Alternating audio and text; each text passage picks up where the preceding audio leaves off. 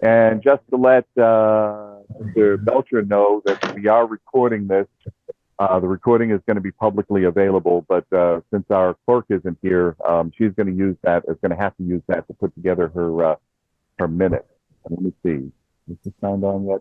I've only got a list here. I've got to. No, Wendy's not here yet.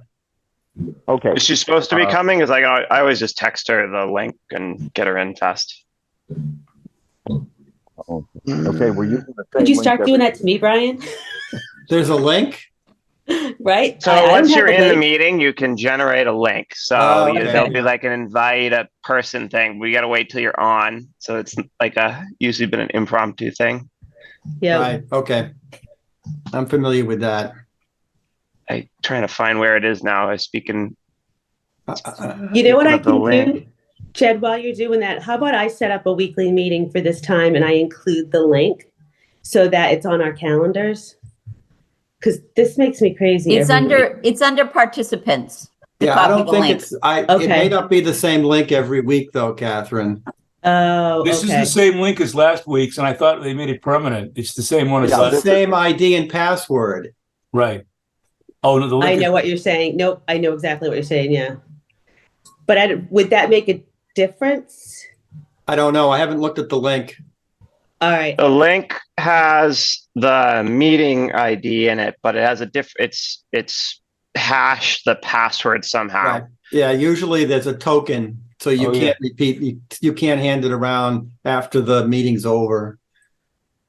I wonder if there's a way. Yeah, it's under participants. If you click the arrow under participants, there's invite and copy invite link. And I just don't know. I don't have Wendy's. I don't have her phone number to text her. I just texted her the link. Okay. Okay, very good. Well, in any All case, right. You just texted her, Brian, so I won't do that then. Yeah. Okay. Okay. Well, again, I'm going to call the meeting to order. Again, we have, in terms of attendance, we have the all 6 board members, except 7 board members, except Wendy, present right now. And we have 1 resident listening in. Mr. Belcher, the rules are you've got the agenda in front of you, and after we go ahead and we discuss any particular agenda item, you can go ahead and ask any questions that you may have on the each of the individual agenda items. And I'm going to wait a second here because I just pulled up the wrong agenda item here. One moment. Bear with me, I apologize. Oh, I might have hacked the format of the link. Yeah, Wendy's there, but she's not. Yeah, she's in. Wait, she's not. She's still muted. So I replaced the hashed password with just cable in the URL, and it fired me reopened the meeting. Oh, so cool. Awesome. we might be able to tweak and play with that off the.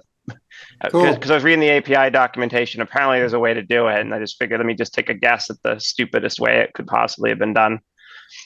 Let's try it. Do you want to send it to me and I'll send an invite to everybody, or do you want to just do that? We should test it a few times to make sure it's not a fluke. Okay, great. There's no documentation on it. And then test later. Sorry about that. I opened up Zoom and it said, we have to run an update now, stand by. And I'm thinking, so, all right. But I'm here now. What did I miss? Anything exciting? No. We just commenced the meeting. We've begun the meeting, and I'm now going to entertain anybody who has comments on Wendy's minutes. They look fine to me. But. Yeah, I sent some comments to Wendy. Yeah, I got those. Okay. Yeah, the attendance, at least the version I got, it showed that John Frank and Brian McCarter were at the meeting last week. I don't remember that. I don't think they were. We weren't. And no, I missed it. That Catherine didn't attend, but I do remember Catherine being on the meeting. Well, she wasn't there when we took roll. And That's so true. I entered later on that, that she Okay. had arrived. Okay, but I don't think we should list John and Brian as having attended. Right. I took care of that. Okay. I was definitely not there for sure. And there was something later on that said that I was going to go to a meeting in Falmouth, and I'm not. Yeah. I believe you said you might, and it sort of was hanging when we left. No, I'm not available. I can't. I have a conflict on Thursdays to begin with. Not a problem. Those are Anything the else? only things I saw. Because I got all those earlier. Anything else that I need to update? Anyone else? Apparently not. Okay, hearing none, I'll entertain a motion to approve the minutes as amended. I make a motion to approve the minutes as amended. I Yeah, do I have a second? second. Can I second my own thing? Okay. Sure. Okay. Okay. All those in favor? Just say Aye. Aye. Anybody opposed? Any opposed? It passes unanimously. Okay, very good. Thank you for that. Okay, let's move on to the agenda. As usual, the first two items on the agenda are discussions. Bob, can I interrupt you? Sorry. Yes. Point of order on the approval of the minutes. Those who weren't there need to abstain. No, stay. Okay, fine. Okay. Okay. So Among someone else those- needs to second it. You want me to then? abstain as well because I was only there for part of it? No, you were there when we for that part of it, Catherine. You were there when we Okay. approved the minutes from the 5th. Remember? Yes. Right. You're okay for approving minutes, Catherine, regardless of Okay. the length of time you were there for the meeting. Okay. But Yeah. So John can't second the motion. Okay. Someone else second motion, please, and then I'm going to do a Second. roll call. Okay, Wendy seconds, and I'm going to do a roll call just to be clear about this. And any of you just say abstain when your time comes around. Okay. Jed, Yes. Wendy, Yes. Brian, I'm here. Are we voting on the minutes? I couldn't, or Abstain. am I here? For approval. voting on Yes. He wasn't there The either. minutes, and I abstain. I abstain if it's minutes. you're an abstain. Okay. Catherine, Yes, approved. okay. John, Abstain. Tony, Abstain. and I vote aye. Okay. Okay. Okay, just to be clear. Okay, moving to our agenda. Excuse me. Could I ask one question? I'm sorry, I was a little late. Who's Mr. Belcher? Mr. Belcher presumably is a resident, and if he's got questions, when he has questions, we'll ask him to introduce himself. Okay, thank you. Sorry about that. Okay, if you want to list him down as a resident. Yes. Okay. He's a resident of Falmouth, if it matters. Okay. That's great. Okay, the first item on the agenda is Cape Cod Technology Council Broadband Committee. Oh, we had fun yesterday. Okay, could you just describe that? Yeah, so they had a for-profit company called Go NetSpeed come and do a presentation. They're a for-profit fiber provider, and their biggest bone to pick with the world is that it's 2 to 3 years to get approval to get onto a telephone pole. So they've been going around to every state legislature who will listen to be like, hey, we've got a better model for pole attachments. We call it One Touch Make Ready. And it should shorten the time for anybody who wants to hook up fibers to poles from 2 to 3 years down to months. So in theory, that sounds awesome. I'd love to see the details. They had some interesting ideas about basically getting the pole owners to pre-approve all the contractors who can touch a pole. So we basically don't have to be going begging Verizon and Eversource for doing stuff on the poles, because they said this is the list where people were happy touching our equipment, have fun, and cut out several rounds of back and forth in this process. So I've requested them to send us something. Sorry, I didn't mean to interrupt you. Continue. It generally seems good. It's along the lines of, if anyone else has heard of Dig Once, where you set up some policies to make it easier for everyone afterwards.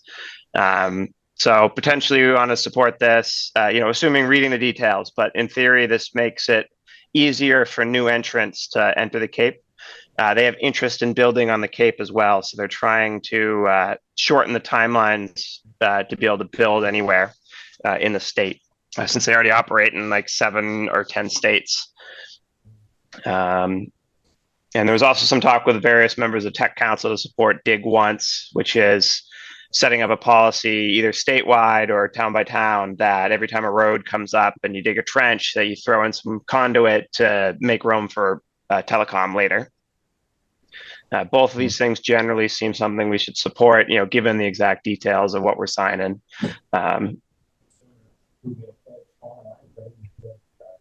Question for you, Brian. Does this require legislation? This is, so they're making their rounds to all the politicians. I think Sue Moran is vaguely aware of this. It was my first time hearing from these guys, so I gave them my email. Send me all your whatever you got, so we can see if this is something where we want to get behind. But they eventually, I think, are making a presentation to the state. So I was going to get dates and times and all that. Okay, Right. now they're gonna. Well, go ahead. I'm sorry. Nope, that's okay. Continue, Bob. Go ahead. I'm bursting with questions. Go ahead. Yeah, exactly. If this gets to the point of holding a hearing, presumably the Tech Council would testify in favor, and they will notify us, I would presume, about how we can jump on board with letters, asking for letters from from the select board, from our delegation to the legislature, et cetera. Yep, that's where they're coming to. They were coming for a letter of support from the Tech Council, so there was a lot of people kicking the tires on this. So I'm sure we're going to have a lot of eyeballs on it. I'm sure we're going to get a lot of information sent out, and we can, as needed, pass this on to the select board to join in on if this makes sense. Okay. Very good. Excuse me, Catherine, Bob. go ahead. I'm sorry, just a quickie, Bob. You sound really muffled. Sound like you're coming through a telephone, Bob. Okay, let me.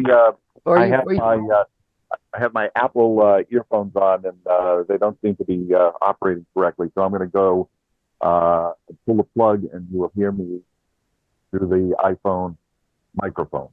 If I can. Fair enough. Can I jump in with a couple of questions? Bob, we're not hearing you at the moment. Okay, one moment. There you are. Whoa, Good now. better.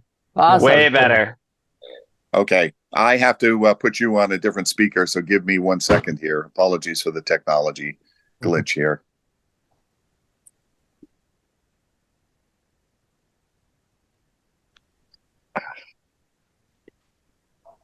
I'm going to use this telephone style. Okay. The most fun is Comcast decided to show up to that call. They just said literally zero, but they sent someone to pop their head in and keep their ears open. So we're not exactly. Comcast may not be in love with this new regulation because it reduces barriers to competition.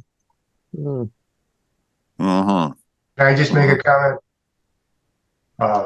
My experience has been, each utility has very strong labor unions, and I know there's concerns about quality control. When I worked at utilities, for instance, if a pole got hit that had both electric and telephone on it, the telephone wouldn't let the electric touch their cables and vice versa. So it's a great idea. I think it's going to be a tough road to hoe. The devil's always in the details, whether it's going to help or not. But they're pretty gung-ho about at least making it a little bit easier somehow. I would think, as a member emeritus and a longtime union employee, you can do this kind of stuff if you can get pre-approval from everybody. In other words, when I was in a union situation and we would have people who were not necessarily coming into the shop to do integration work, which was very large scale, we would just, as a union, approve that work ahead of time, and then everything was fine. So you may be able to get Eversource and Verizon to sign off if they feel the contractor is competent, particularly if the contractor is doing work which will benefit them. But then who manages that process? Well, that would have to be the outside contractor, but I mean, and they could allow oversight, certainly. There'd just be a question of whether or not it's somebody you trust. And it Exactly. I mean, and that's the whole point. That's why you want Right. to.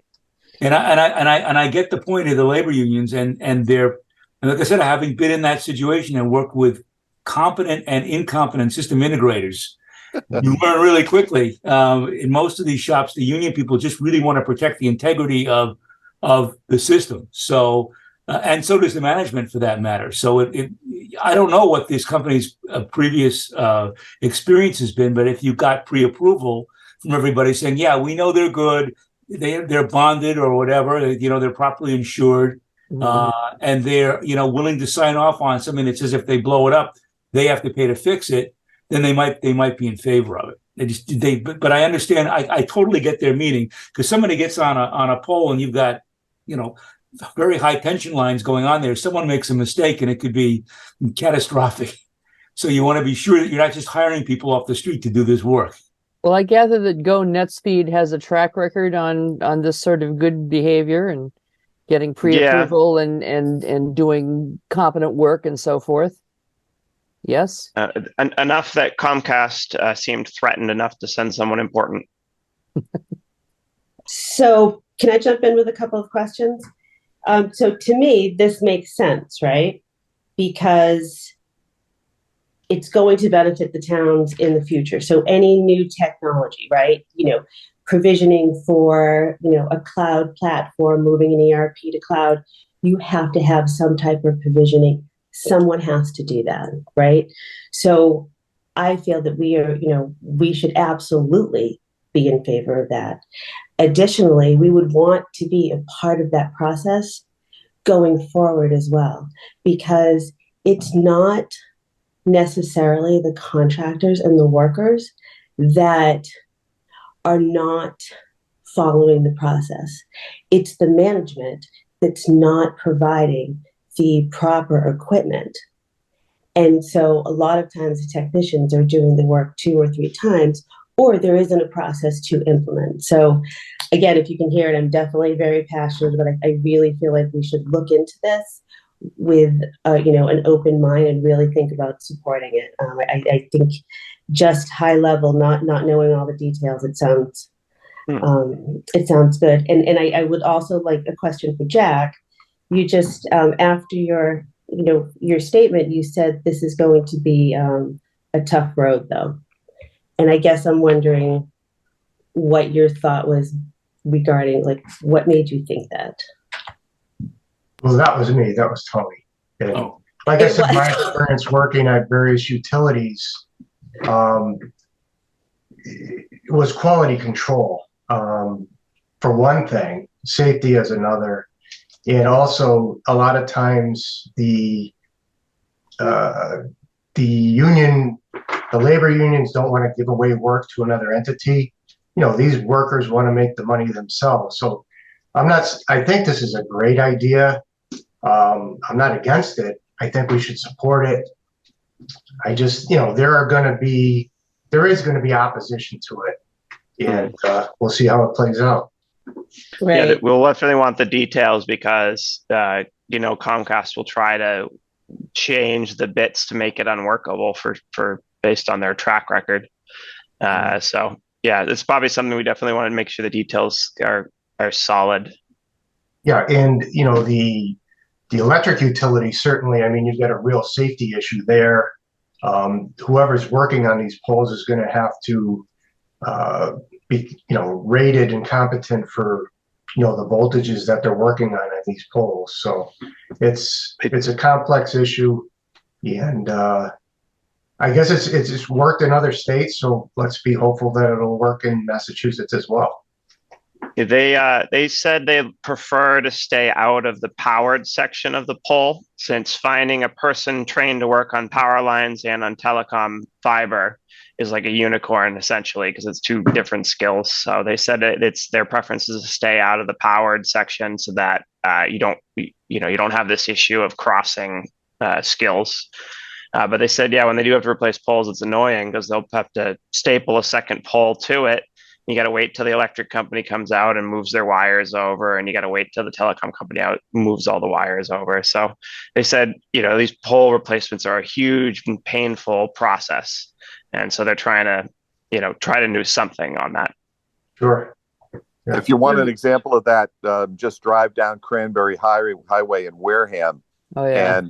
and see how long it's taken to try to move the poles that are sitting out in the pavement right now, and they've been there for years as the reconstruction of the roadway has gone on, and they still haven't moved them. Right, and the electric utilities are pretty quick to transfer their equipment to the new poles. It's usually Verizon, the communications company, and recently, I believe they finally got off of those poles, and those poles have been removed. I've been watching those as well. But it was were the painful.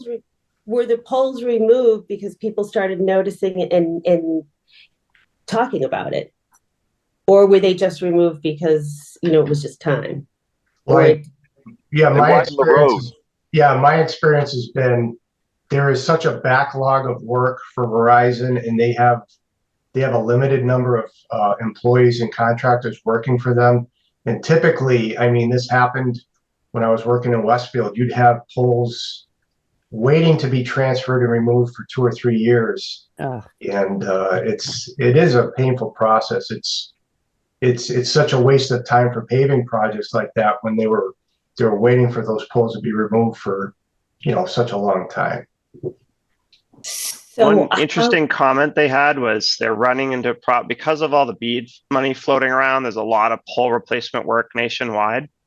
So they said they're starting to run into a shortage of trees to make the poles. So it's something we might want to keep in the back of our head, because potentially that's why I want to make sure if we're doing one touch make ready, we want to support dig once at the same time, since if there's a shortage of trees, maybe if there's going to be wherever a road project gets done, we need to make sure there's conduit ready to go, especially in the areas that have the oldest and worst poles, and how to target that's going to require more information. So Okay.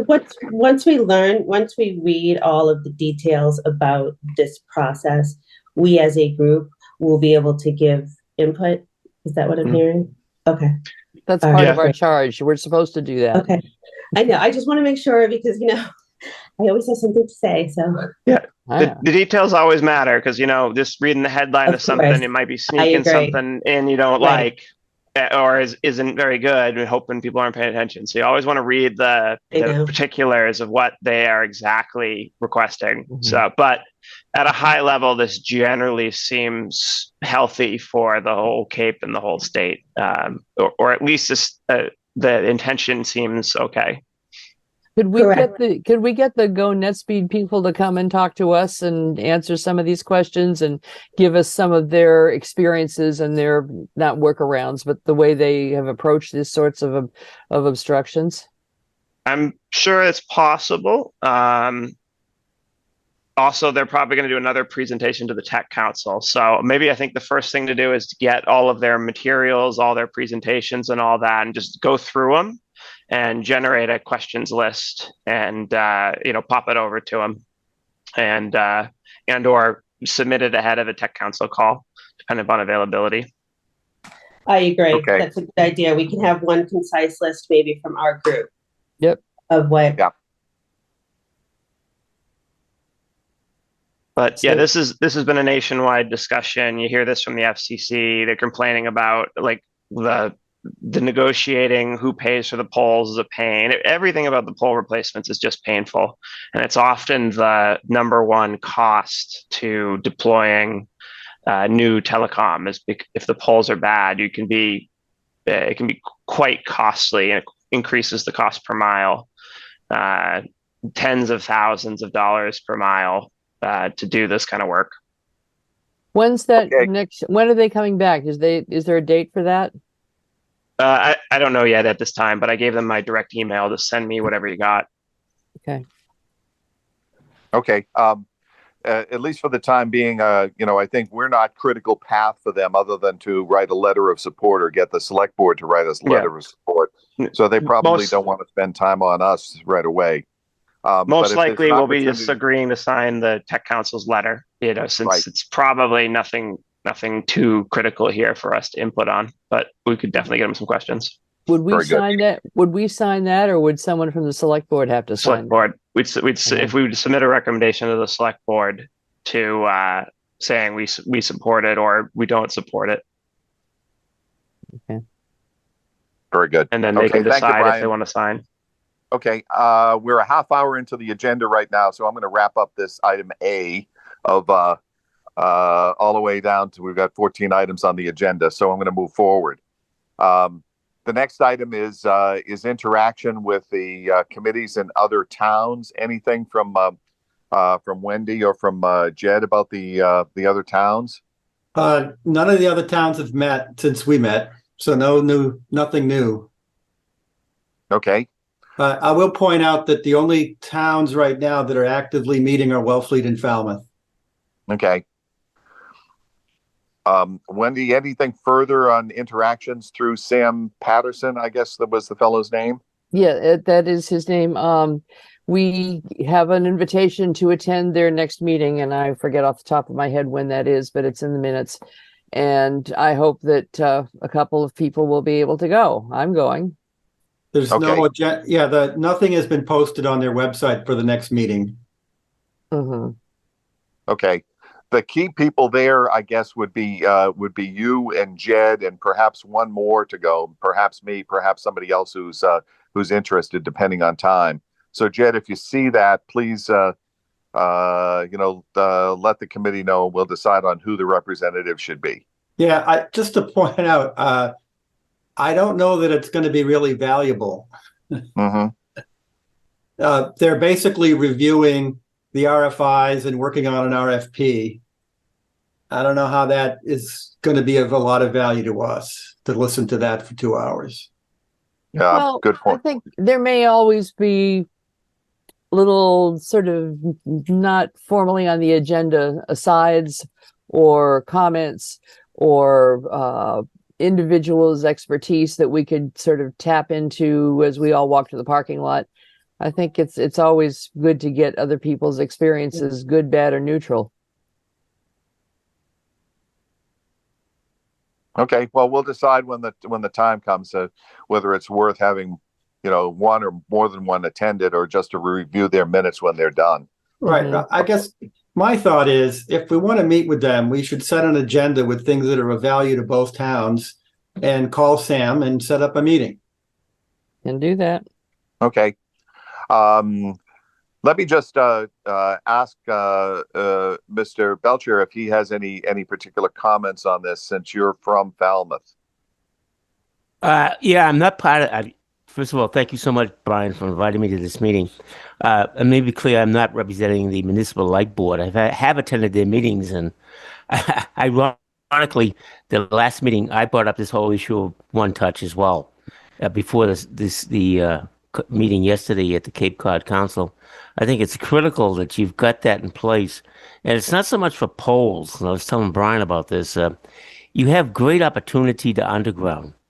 The focus yesterday was on overhead, and it's sort of history all over again. We were doing that where I came from in the state of Virginia 15 years ago, 20 years ago, and it is a challenge, and because you have to everything below the power line, you've got to move or have moved around you, and you have the incumbents who own the poles who want to charge you a fee for being on the poles, and also looking for every opportunity they can to replace the poles, as Brian said. So it's right on target. But the opportunity, and as I mentioned that in the last Municipal Light Board meeting, as a resident, not as a member, please understand that. They're talking about a lot of things with regards to undergrounding, whether it be wind power coming into the community and putting cables in, or whether it be new sewers, or whether it be storm water. But every time that the ground is dug up, the opportunity to lay conduit and then to throw fiber to it is the return on investment is immensely more important than going over a pole. But you can't avoid it, especially if you're in a rural area rather suburban areas you are here in Falmouth or Bourne or other places, the way to reach your targets, you need that to use the poles. But the one thing, and I'll shut up after this, is again, I thank you for letting me get on the call here. But what you really have to recognize is that every time you lay a foot of fiber, you're creating an asset for the community. And that is critical. As Tony had raised, the gentleman had raised earlier, it takes expertise to lay the fiber. Well, there were many companies who do this for a living. What we did in the state of Virginia, we had an on-call company called End-to-End Fiber, N2N.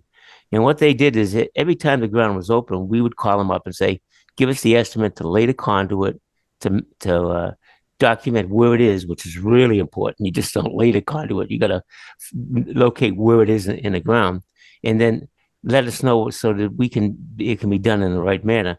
And the last thing we did, which I think is really important, we partnered with the power companies. We wanted, every time the power company wanted to upgrade an electrical grid, which they will always want to do, we had an arrangement with them where they would lay a chase above the power lines for us to put conduit in and put fiber in. Most notably, what we did is the Pentagon, as you may know where it is in Washington, in Arlington, Virginia, had to upgrade its power grid. So what they did is they had to string a line of power grid of 2.5 miles through an Army base, through Arlington Cemetery, to the Pentagon. And what we were able to do was to ride that right into the Pentagon.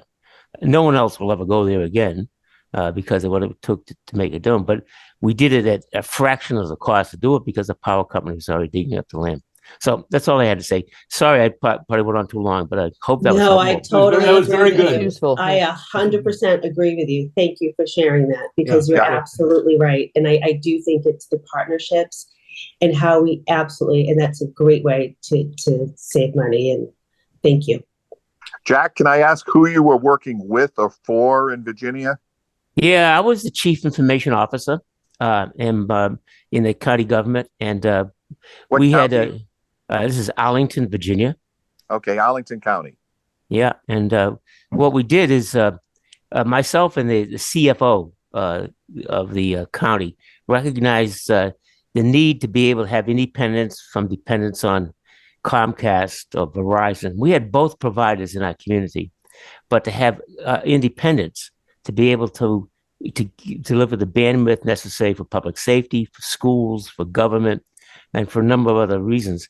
And so we worked together to adopt this policy right from the get-go. And right now it's part of the code. So anytime you build a new building in Arlington, Virginia, you open up the ground, you have to come to us to be able to lay the fiber, to allow us to put fiber into the ground at that point in time. Why that's significant, I was saying this to Brian, you have no idea the economic development value that comes from that. When we did this, we put an immense amount of fiber optics into the ground. And the thought was, well, will anybody ever use it? Well, a few years ago, a company called Amazon was trying to find a place to put their headquarters too. They came to Arlington. The truth be known, the primary reason, and I heard this from Sam Jassy, and who's now the head of Amazon, and from others in Amazon, is the fiber. The fact that they did not have to go build and construct fiber saved them time and money. And to them, that was an economic development incentive that was beyond measure. So that's all I'm raising. You have no idea the value that will come out of it once you've got that in the ground, but you got to create the asset. You got to create the asset.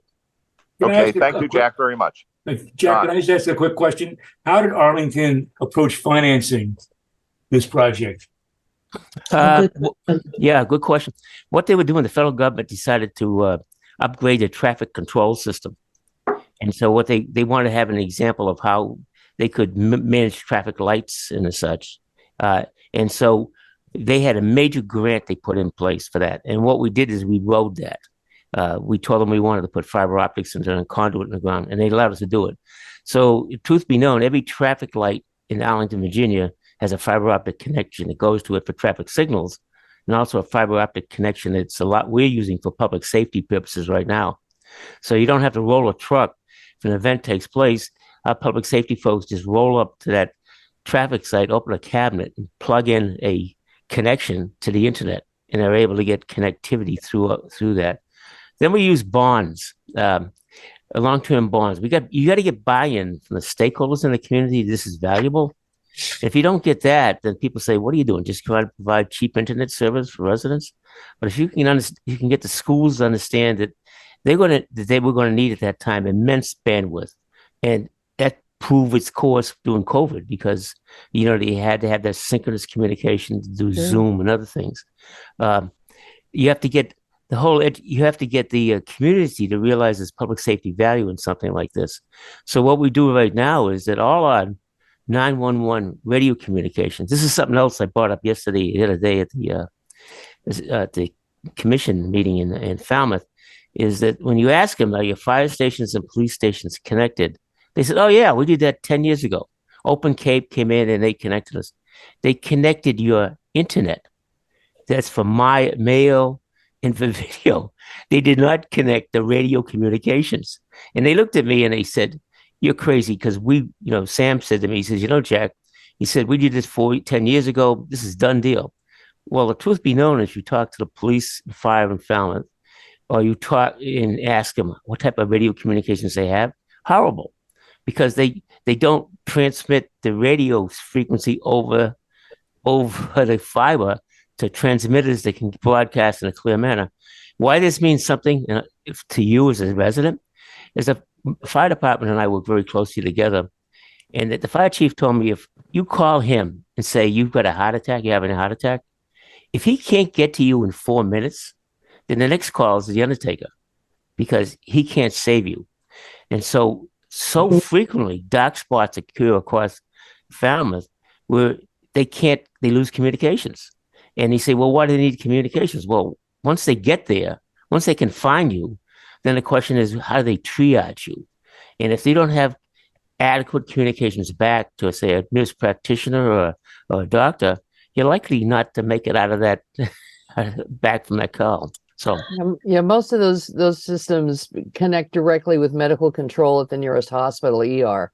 So that's who you don't want to see. Oh, well, that physician is out of the office today. You go right to the medical control for the EMS.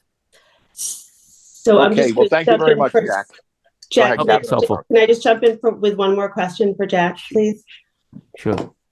So Jack, what I'm hearing from you is that the fiber, it's coming into the building, right? But it stops there. There's nobody actually looking at it and allocating adequate bandwidth to each of the networks to ensure their full functionality for the purposes that they need to be in place. Is that correct?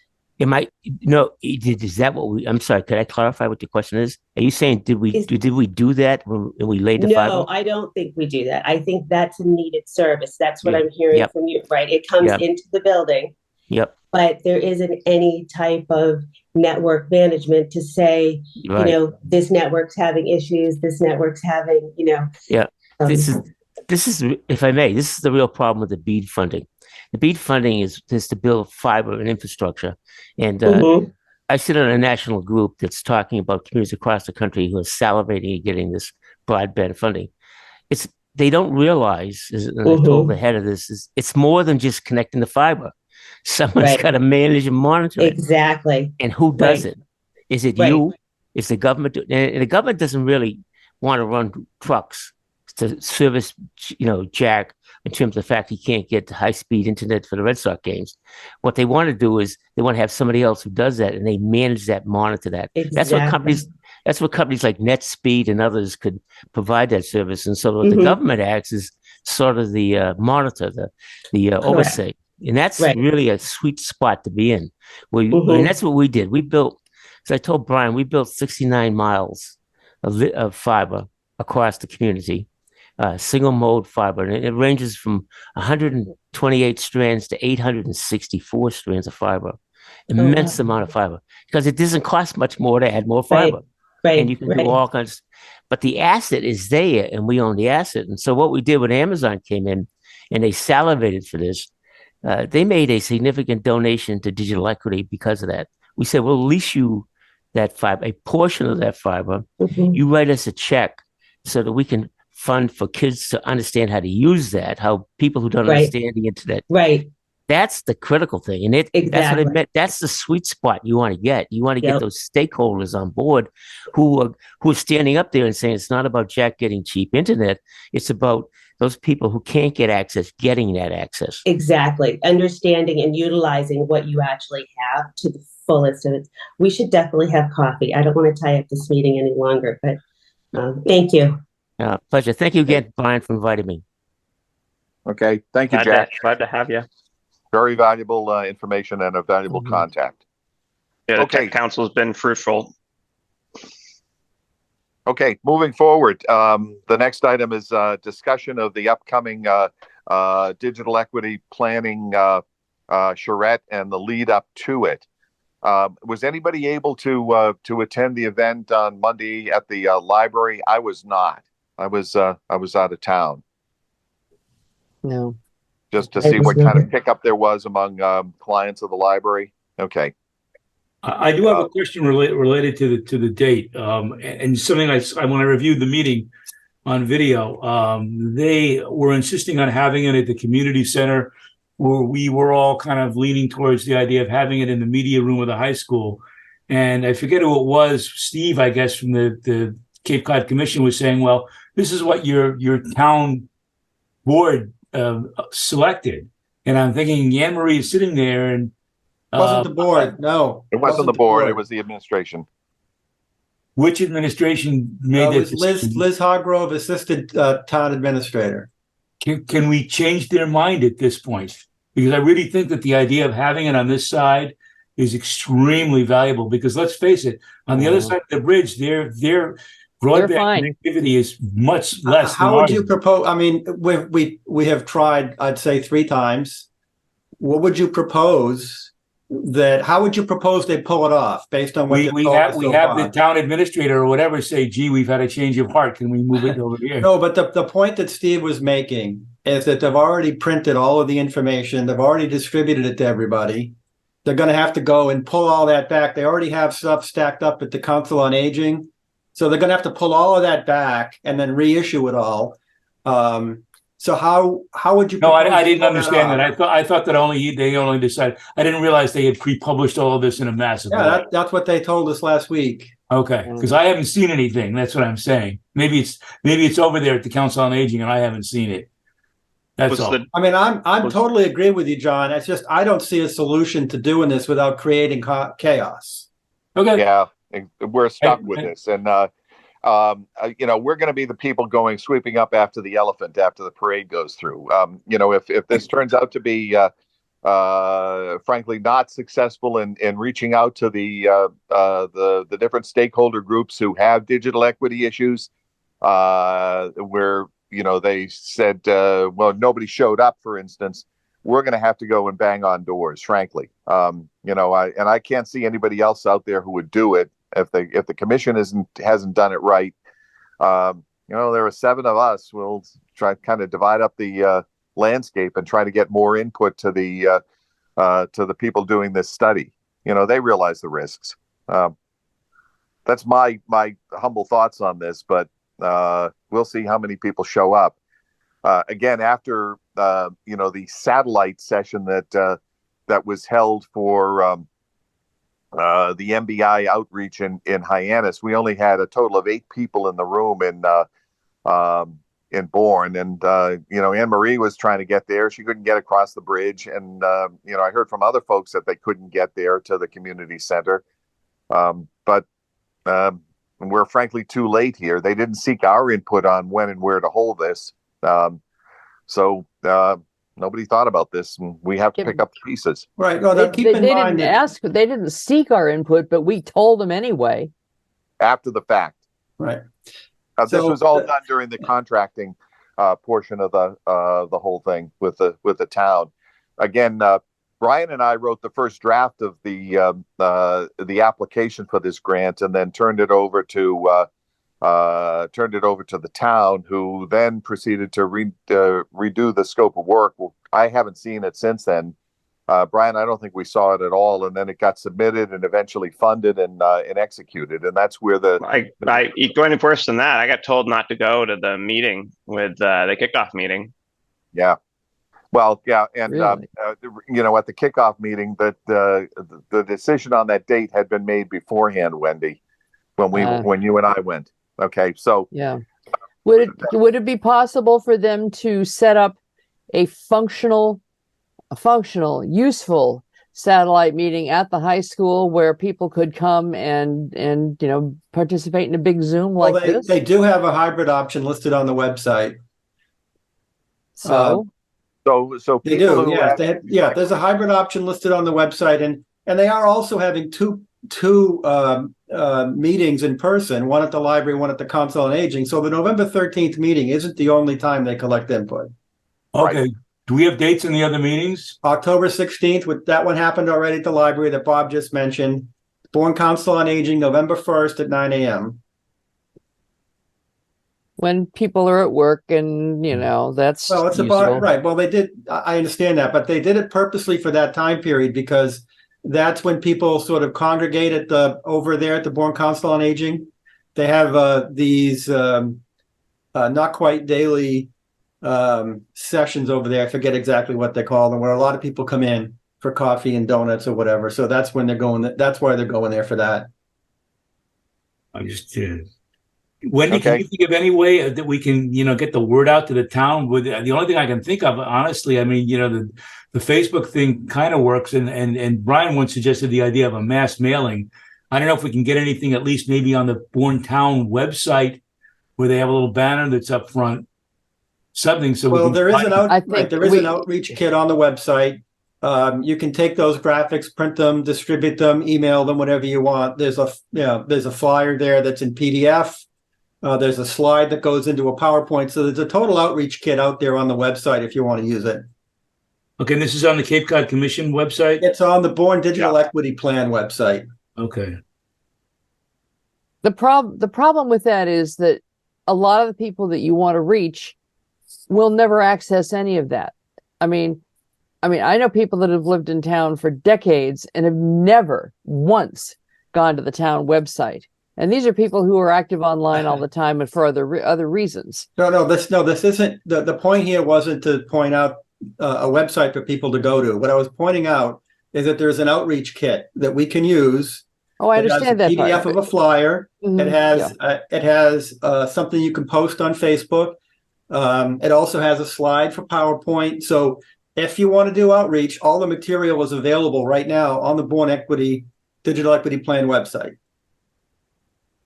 And this is the material that the Cape Cod Commission has already distributed to the library, the Bourne Council on Aging. It's at the town hall. It's been spread around at a lot of the public buildings already in town. Mm-hmm.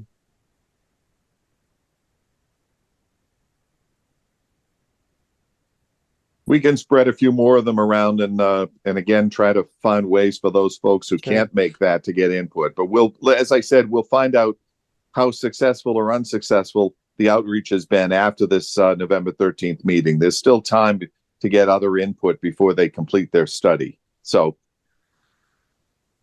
should we get this link into the newspaper or something? And sure. Absolutely, yeah. Hopefully people not the link. I think you should get the poster. Well, get the poster in there. I understand that. Wendy, I just put on the chat the link. Yeah, but I mean, to Wendy's point, putting the link isn't going to help because no one's going to type it in. Right, no, but she can look at it and then poster in the paper. Right, but that'll get her to the graphics at least. Sure, and I think if I can get those graphics like today, I might be able to get them in the paper tomorrow and maybe have they're them right here. a couple Right of here weeks on the website. Yeah, they're right here on the website. Well, I'm trying to see where your link is in the chat. It's under chat. This can all be done after the fact. Okay. Yes. We'll deal with that later. Okay. And I can make announcements at select board meeting as well. Oh, there it is. Right. Okay. Good. And good. And Wendy, when we get to the point of getting close to the meeting, close to November 13th, it's an appropriate time to approach Callie, the editor of the Enterprise, and she's always looking for something to fill the paper with. They're looking for columnists right now, so we can get Roush to write a short story about this. So this is going to be on November 13th? 13th. Yes. 13th. Yeah. Okay, Wendy, we'll talk about this later, and Okay. give me a call later, and we'll figure out how to do some more publicity about this. Yep, I've got all sorts of ideas for that, so we're good. Okay, yeah. Okay, moving forward. Anne Marie, have you heard anything back from Verizon with regard to the letter that was just sent out? Not yet. Not yet. I'm sure Mary Jane will, as soon as she receives something. I would suggest that if we don't in the next, couple of weeks, that we have, perhaps we can do some kind of follow-up or outreach if we have any type of contact information. Okay. We can have maybe Mary number. Jane do that, or just as a follow-up. And I can have that conversation too during the committee reports at our meeting on Tuesday. Okay. One question to the committee. If they don't want to give us anything in writing, but would rather give us verbal information, do we want to make an offer that they come and speak to this committee and we publicize that? Sure, I can ask that question. Okay. Sure. Yeah. Again, that's at the pleasure of the select board, but if you want to take time on a select board meeting, fine. If you want to take time at this committee meeting, we can do that too. We can also shift the time to the evening so more people can sign on to hear. Okay. Okay. The other thing too, along the lines, I sent Catherine the contact for Open Cape. I actually met Kevin Tremblay. I was at a ribbon cutting ceremony in Buzzards Bay for the EAV, the electronic place that just recently opened up in Buzzards Bay, and he was there. So I had conversation with him saying that, and I know Catherine was the one who originally was going to be doing the outreach with Open Cape. I told them that we would have someone in contact. He was more than open to, have conversation and talk about what's going on. So Absolutely. I gave Catherine his contact info. Yeah. Kevin has shown up at a number of different internet and other related things. He's their representative to the company's representative to the Canal Chamber of Commerce. So he comes often. He lives right there in Buzzards Bay. So okay. Bob, on this item, it says here, ongoing discussion of fiber services under town contract. So what's left to be discussed?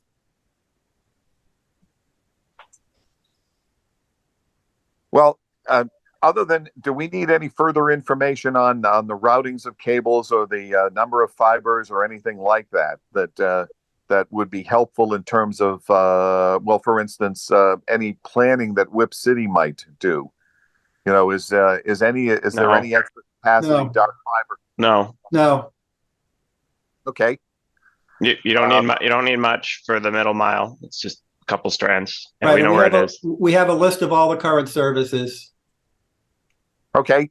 So I will consider that agenda item complete. Okay.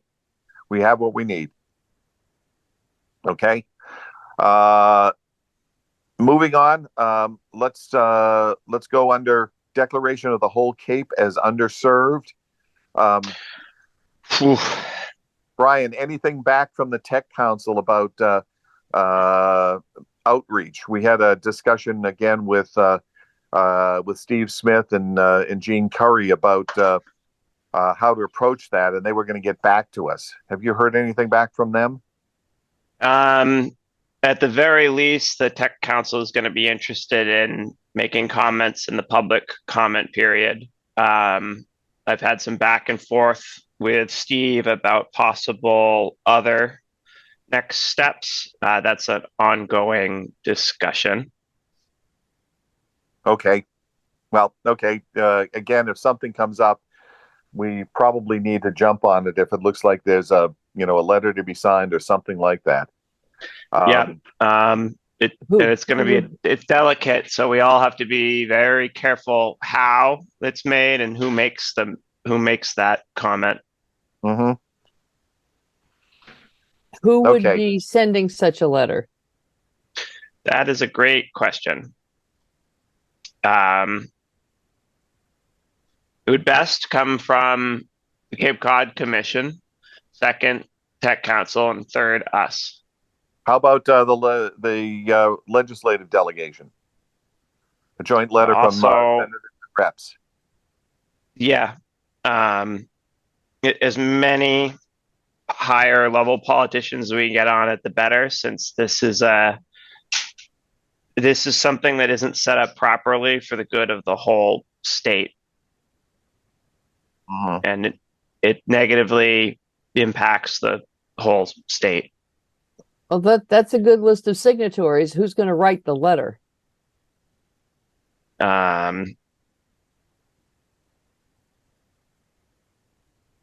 Well, I think we ought to leave it to the Tech Council about deciding what the timing on it is, who writes the letter, and maybe let them take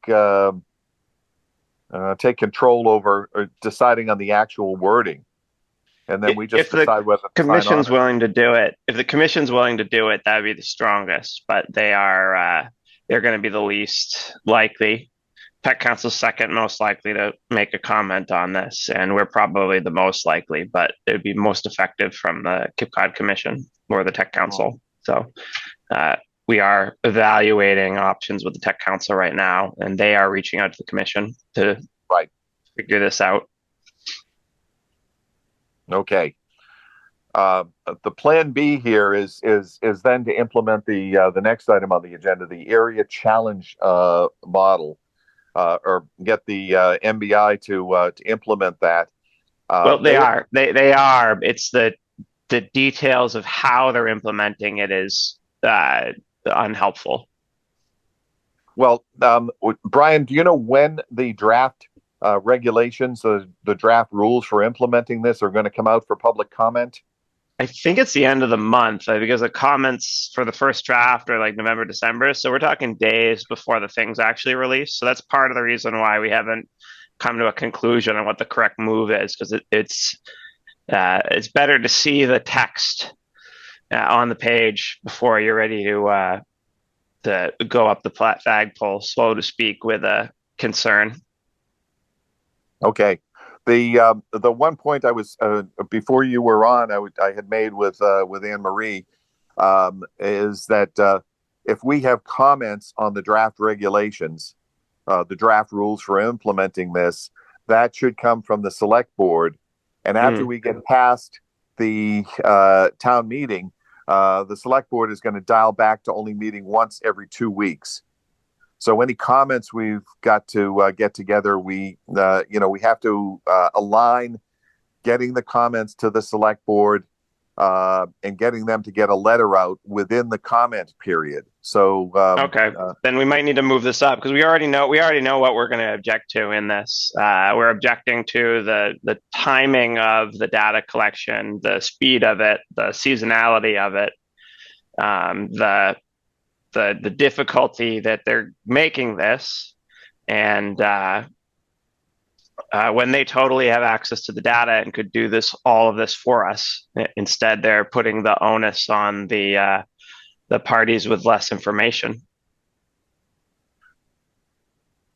Okay, that's quite a shopping list of complaints we have for them. The other thing is probably on that letter, we ought to request that they pay for what is the name of the device that's used to measure the speed? There'd be The data loggers or something? white data, type of data loggers. They go by different names. There's like the Sam White box, and there's a few other ones. They haven't declared what's the acceptable device, even still, despite asking for a year and a half now. What is the acceptable tool to collect this data? They have refused to answer for going on 18, 19 months now. They've bought the Ookla speed data, but it was a blended data for the whole year. They have the budget to purchase month by month seasonal data. And then you could literally just lay down a map of the whole state. And so this is just like random people's speed test data, which is very dirty, but it's a comparative tool. So if you have the data for the whole state, a data set for the whole state, you could circle who is submitting the worst numbers and say these are the least served areas based on the data that we have. So they've bought the wrong data set to be able to do that. They're making something that could have been easy very, very hard. And they're doing it in the off season when the Cape doesn't really have an issue, since all of our Comcast nodes are sized to deal with winter demand. So it's not going to show a problem when they could just click a different button in their shopping cart from the speed test data and have the answer handed to us of who is the worst on the Cape and the whole state in minutes. It's just, they bought the wrong data set. And I think when you write the letter, or whoever writes the letter, I think if we lay that information out in a table and just here's what it is, here's what it does, basically everything you said, but just sort of in a quick, let's understand this format. Yeah, that's the long and the short of it is they're implementing. The challenge process is supposed to be there for these areas that have connections where the connections are poor. They're intentionally setting the data collection period to when we have the best service. And so it defeats the entire purpose of the exercise. Brian, if you want to just put bullet points down for what you just said. Let's take the recording and run it through AI turn that into a letter. So send me the recording link and I'll take the transcript, and that'll be a first draft, because I've been holding this back for a long time. But if this is going to be in a hurry, this is our concerns. Yeah, exactly. And let's get that, and we can start to circulate that to some of the other partners in this, and say this is what we see as what we object to, or we're going to have objections for. And again, multiple letters, multiple comments need to go in, and hopefully they all chime in about the same thing. One other item we ought to comment on is we ought to get MBI to actually pay for using these installing, purchasing, etc. these data loggers. And that would seem to be their job. They should pay for that.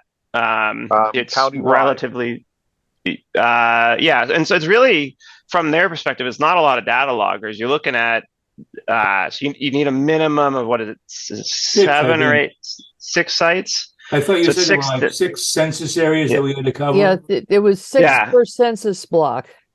Yeah, so you're looking at like 36 per town. The state could buy these data loggers in a minute, and it's at the end of the day, they're collecting data, so that it's not like it's stepping on anyone's toes. You're gathering more information, and when you have more information to solve an expensive problem, you can pour the money gun at the correct spot.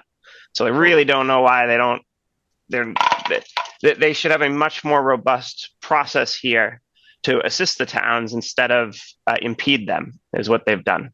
So just a question on that.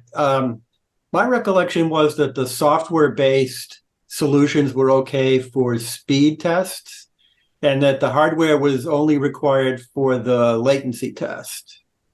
We don't know, because the state is allowed to implement the rules any way they want. So that's why we've been asking them for even just a peek at what they might do, because then we could at least tell, are they going to deviate from the NTIA rules even a little bit? So, which they're allowed to do. So that's why I've been bothering them for a year and a half. What's the acceptable things? Because the NTIA stuff says, just like you said, certain data should be hardwired, certain is okay, software based, certain this. So we might not need the data loggers, and we don't know until they publish what we need. All right. The other thing that they're not taking into account is the reliability factor. I mean, I see it myself every now and then, and I have a relatively solid connection, but every now and then something drops out, and some of you will see that much worse than I do. And depending on when you're data logging, who knows if you're going to hit it or not? I mean, a lot of it's just going to be narrative stuff. People saying, "Hey, I lost this or lost that," I was listening to something and it went away for like a minute and a half. And that's why we really need the data, because it's one of those problems. It's like you look at it for too long and it goes away, and everyone thinks, oh, it must just be me. But no, if you've got the log, you can see the recurring pattern, Right. and you can prove that there is something here. Which we all know because we've been running into it to the point that it's not us. We've upgraded all our computers, we've fixed all the network. Like Jed has a dual WAN router going on there in order to deal with these drops. Like it's a persistent problem, and we're looking for the opportunity to prove it with hard data that's irrefutable. Okay. Well, again, Brian, if you would start drafting that, based on, a chatbot reduction of what we just talked about, at least we can start circulating that among, kind of the other partners and said, these are what we think our objections are going to be in some sort of letter. Okay. I might be making another $20 or $30 donation to some writer to do that for me. So another donation to the committee. Well, okay. We got good writers here too, so we can help. Yeah, I was going to say, once your tech writers are finished with it, let me translate it into English, and I'll take care of that for you. Excellent. Wendy, you are so good at that. We're so glad to have you on the committee. Thank you for taking the thankless job of clerk. No, Anne-Marie, thank you for taking the thankless job of the clerk of the select board too. I have to mention that too. You know what? Some of you have heard me say this before, but from the very first week of nursing school, when you don't know shit, you are required to have teaching plans for your patient care. And they bake that into us from the first week of school. We are required to be able to teach people stuff that they had no idea even existed, and make it so they can understand it and work with it. And that's a transferable skill. So, okay. Thank you very much. What we do for fun. Moving on to the next agenda item, Enbridge. Anne-Marie, thank you for sending along the contact for Enbridge, but it turned out to be kind of a dead end. I did have a discussion with John Sheridan, who is the legislative liaison for Enbridge in Massachusetts, and their only concern about canals, bridges, etc., is that the two gas lines, one under each existing bridge that cross over and bring gas onto Cape Cod, obviously are going to go away and need to be replaced. The only thing that Enbridge is doing is going through the FERC and state permitting to put a 16-inch gas line under the canal, nowhere near the bridges and not involving any other utilities. They will be on the electrical right of way or underneath it, and they will pass this 16-inch gas line 100 feet under the canal with horizontal drilling. So I asked him about, does he know anything about any other electrical communications, cable or fiber crossings across the new bridges? And he said no. And he said he hasn't had any discussions or is on any communication committee with anybody about that. So we need to look for somebody else who is involved in that. He had no idea where to look even. Okay, I'll see if I can do some digging. Okay. Yeah, it's perfectly safe to run it with a gas line because it's not powered. Right. So Fiber is, yeah. My question is, what is the existing infrastructure going over the existing bridges now? Is there, because I know the electrical stuff comes over on its own high tension towers. Right. The gas obviously, yeah. It hangs on conduits hang on pipe racks below the bridge. Okay, like and is that okay? What about telephone or anything else going underneath? Yeah, they go underneath there. You can see them on the railroad bridge. You can see those cables on the railroad bridge. I could see it there. I just wasn't aware of what else was there in terms of like what it actually is. Is it Verizon, Comcast, and Open Cape, or? It's all Open Cape is on the railroad. Verizon is supposedly going across the Sagamore. Comcast crosses the Bourne, but this is all from rumors of talking with Steve Smith and various people he's run into, because Some of this info is not public. Is this, well, Exactly. maybe for security reasons, is this an Army Corps of Engineers issue? Maybe they're, and are they going to be involved with the new bridge in terms of this stuff? I haven't talked to the Corps in a year when they told us to go away. Yeah, I suspect. Yeah. Again, a part of, you're right, absolutely. Part of this is confidential. Information security, in fact, the security of the gas lines. The new gas line is going to be completely on. The terminuses are going to be completely buried, so there won't be any vulnerability for them. And the reason that they don't want anything else in there is because either fiber or anything else, despite the fact that it doesn't carry electricity, is that somebody is going to have to dig to get to it. And they don't want anybody anywhere near the gas line once it's there and operating. No digging, no nothing. When it goes down there, it's there for the duration. What's the lifespan on that? 50 years on a gas pipe? On that order. 100? Maybe 100. The fiber would last. The fiber would last 40 or 50 in an environment like that. So, right. Except that again, he said in no way will they allow any other utility, high voltage, low voltage, or fiber to go anywhere near that underground right away, 100 feet below the canal. So, the crossing's going to have to go across the bridges. Okay. Anyway, very nice guy to talk to, and he said that if he hears anything, because he is talking periodically to the state and Department of Transportation too, because they have to go underneath state roads. He will let us know if he hears anything. Okay. Next items are kind of administrative. Actually, on that, should we reach out to the Corps again officially and remake contact and mention that, like, hey, we were going to be planning this stuff?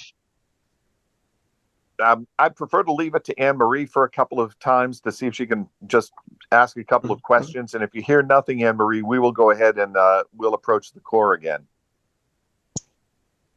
Well, also maybe the state DOT again, just to say, we know you're not concerned with this, but you have a contact because someone's got to be in charge. And if they're building the bridge, they have to be overseeing what infrastructure is going over it. Uh-huh. At some point, I mean, they're the ones who would have to say, yeah, it's okay for you to run a conduit here. Okay, well, who's running it? Can you tell us that? We need like that, literally that much space and a massive plan. It's just like, here you go. Yeah, that much space. Just don't forget about us and leave it. You could run enough fiber there for the most of the Cape in that much space. Yeah. Maybe we could like hire some guys that are good with rappelling and just sneak in there at midnight sometimes, just done, Right. Sure. They'd never notice a thing. In this political or security environments, sure, a couple of guys rappelling off the side of the bridge or below an Army Corps of Engineers facility. That's not going to attract any attention. Okay. Well, yeah. Okay. We're now at 10:15. I want to keep us moving here. And the last things I have here, at least the next ones on the agenda, are with regard to agenda posting and Zoom protocols. Again, this is our permanent Zoom number, and either Catherine or Brian was going to talk about coming up with a web link or something like that. So if you've got a suggestion, just send it around, and we can work with that. But again, this I guess it's an 815 whatever number, and cable is our permanent contact information. And again, I asked them about agenda posting right after the meetings, and Maria and Kathleen both says it's working great. So Jed, thanks for that idea of getting it done right away, and we will get to the agenda as the last agenda item on today's meeting.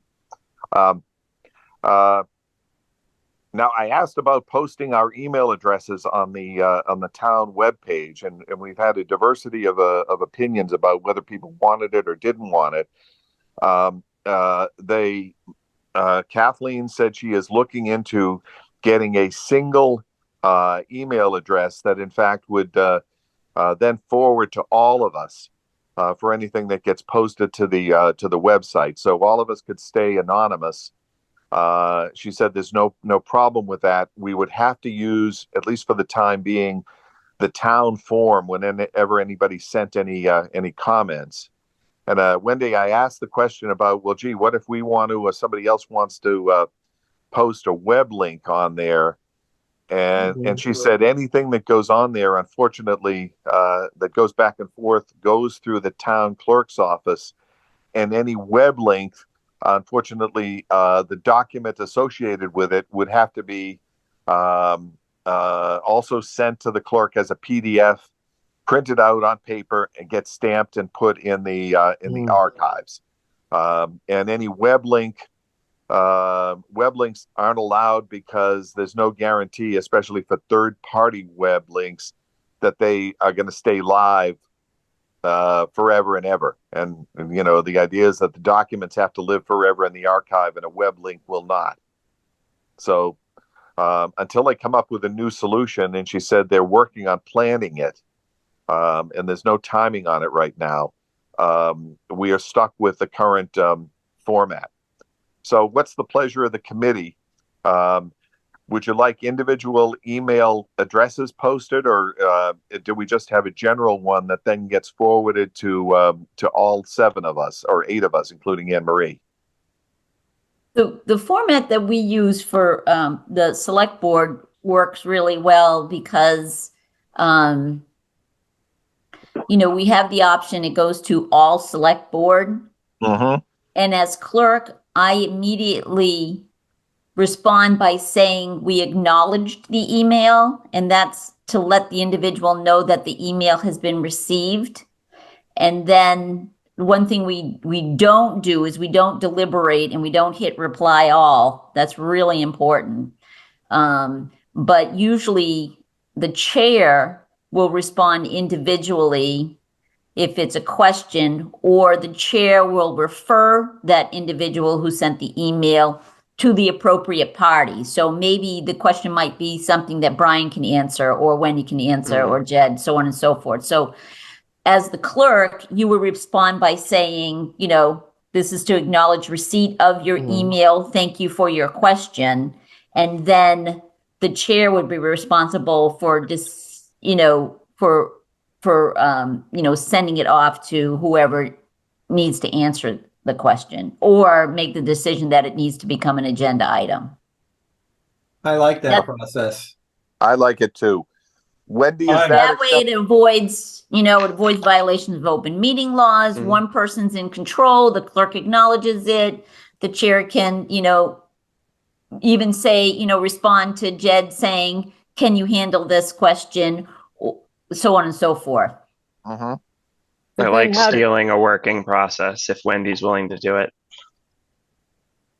What's it worth to you? Just add that to your weekly invoice, Wendy. Right? Yeah. Okay. I'll put a line item in there. It doesn't have to be I the get clerk. Wendy's internet questions. That's can the payment. designate. I mean, at the moment, Brian has put the fear of God of my ISP into them, and so I have actually really awesome connections now. But if they can turn it on, they can turn it off. So, The other point too is for links and things like that. As long as they're part of the minutes, I think that's valuable because they do post the minutes with the append, anything that we've added to it.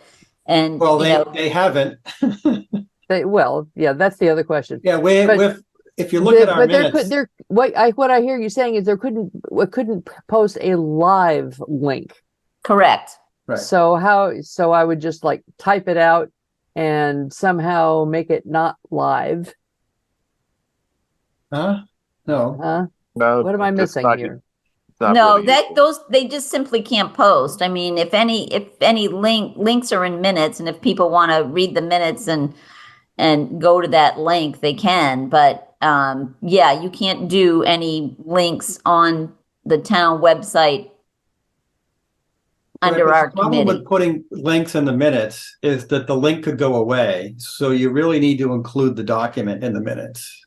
That was her point, right? Right. And Okay. Right. so far, Precisely. the town has been unable to post any of our documents. The only thing that's been posted has been the actual minutes. None of the Really? documents we deliberated on in those meetings have been posted. Ay, They were sent to Maria as a, as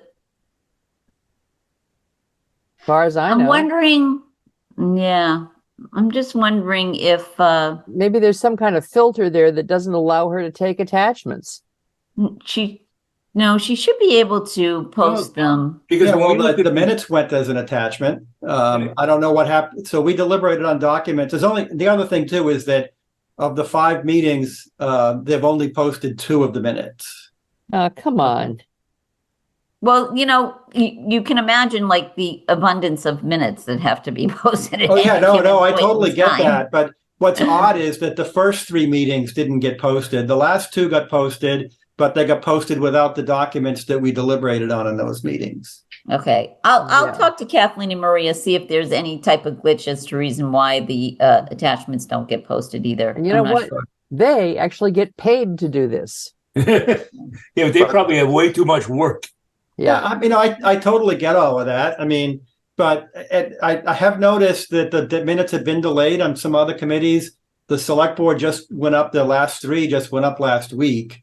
So I understand that. But anyway, it'd be good to know if it's just a backlog thing or if there's been somehow the ball got dropped somewhere. That would be good to know. I'm sure it's a backlog thing, and then like minutes have to be approved, and some minutes Sure. don't. Yeah, so there is. Well, I don't send them until they're approved. Oh, I know that, but I'm sure Well, there's a that can't- backlog. that Yeah, but then they have to be- be stamped. Though I think the point is they got to be the minutes have to be stamped after and then printed as a PDF and then Oh. sent. Yeah, it's not an efficient process. Right, process I by get any that. But means. it'd be good to know anyway if are they Well, holding on to as- the info as a or do they CTAC not have the info? I think that would be a very basic question. As a CTAC, can we make a suggestion as to their system requirements? No, this is the law. Well, I understand it's the law, but it seems like the execution is where the failure is. Well, we don't know. they're We all don't they're know. I mean, limited. it would be good to know if they actually have the documents that they're holding on to them in their backlog, or that they don't have them. That's Yeah. fundamental let's just question right there. chip away at it. Just ask one question a week or something until we Yeah. know what's going on. So Yeah, if they don't my- have them, then the question is there was some breakdown, Mhm. right? If they do have them, then maybe it's a process issue. So I think it would be good to know if they actually have them and they're holding on to them. Mhm. Yeah, that And was my again, fault. they don't have to be posted. They become public document when they head to the clerk's office. It's suggested, but it doesn't violate any law that they're not actually posted on a website. Oh, that's good. Yeah. Right. They But we could don't, be there and but they're just not posted. if they're not posted, we don't know if they have them. Uh-huh. Uh-huh. Well, the That's a clerk real- has them. that The sounds clerk We like- has them. we don't know that though. But how right? do we know don't that? know that the clerk actually got them. Because How there does could have that- been a file format issue, like say we are Exactly, submitting yeah. it in the format that's not supported by their email system. There's a host of things technical that could go wrong. So just Yeah, well, then that's knowing the if they have them or responsibility. That not. would be the responsibility of the committee to follow up. That wouldn't be, the clerk's not going to reach out to every, Correct. Right. That's right. And that's what started the discussion. So yeah. Yeah. So yeah, I think we agree. We should just at least reach out to them and just be sure if they have them or not, because that would tell us a Correct. lot of that's the information basic really question. quickly. Did they get all the minutes and all of the deliberated documents or not? Yeah, And if we find My- out they're not getting them, maybe we're sending the wrong format or something, and we can be Something, helpful right, by exactly. changing it to PDF, to GIF, to whatever they want it to be in. So Correct. Yep. well, leave it to me. It was my fault for not bringing that up when I had the face-to-face meeting with them in the office the other day. I'll contact Maria and see what's going on. Would Okay. she like me to call the minute I hit send and say, "Hey, did you get this?" Probably not. No. And it's No. not Maria that I mean, it's the clerk that we have to make sure that it gets to. It's the and that's clerk. probably only a one-time call too, just to make sure it's the file format's the right one. So it's probably only a one-time call where as soon Okay, as you send. I'll I'll start with the clerk's office, make sure they got it, and then check with Maria whether there's there are backlogs at her end too. Okay. Okay.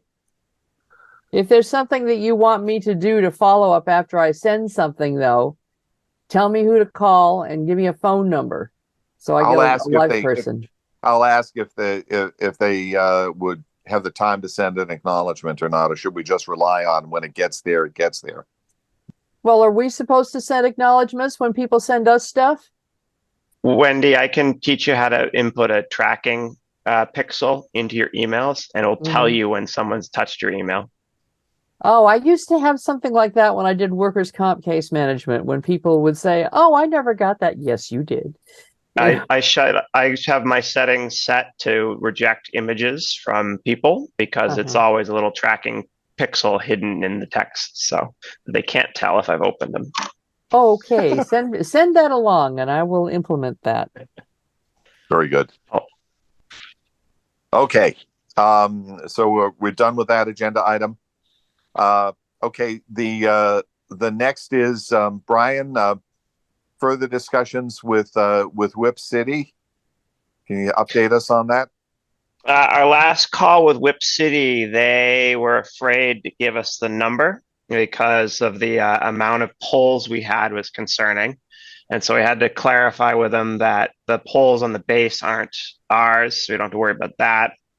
Also, we have a lot of polls for the high tension lines that are coming up in the data set and along the canal, which may be ones that we don't have to touch. So they've been a little cagey about the amount until we have a little bit higher quality data. So I think we need to just continue as we were, pushing Verizon and Eversource for actual files of all the poll data, and continue to figure out.